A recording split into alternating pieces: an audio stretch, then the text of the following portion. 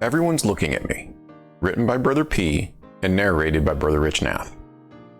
My job is to go to the homes of kids with special needs, and I write articles about the lessons I learned from those kids, or in this case, their parents. I work with a 9-year-old girl, let's just call her Dot, who is unable to speak, but she is able to let you know what she wants. She can walk and jump, a little awkwardly, but from a distance you wouldn't know anything is different about her. One day, I was outside with Dot and her dad, let's just call him Dad, and we were working on riding a bicycle. While doing so, a car passed by, and the dad exclaimed, "Everyone is looking at her." He then mentioned he was going to put up a fence so people wouldn't stare at his daughter.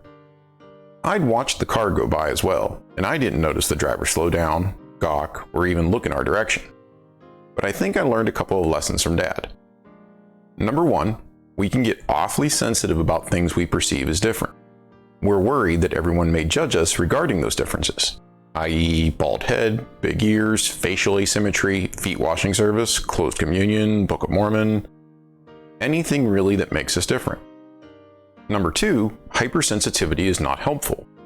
Whether we are being judged by a passerby or not, we do better to focus on the more important things, like helping Dot ride the bicycle or keeping our services following the Spirit and Word of God. Is everyone looking at us? Maybe, maybe not. But as for our eyes, let's keep them on Jesus. And I also cast my eyes round about and beheld on the other side of the river of water a great and spacious building, and it stood as it were in the air, high above the earth. And it was filled with people, both old and young, both male and female, and their manner of dress was exceedingly fine. And they were in the attitude of mocking and pointing their fingers towards those who had come and were partaking of the fruit. And after they had tasted of the fruit, they were ashamed because of those that were scoffing at them. And they fell away into forbidden paths and were lost. 1 Nephi 8, 26 through 28.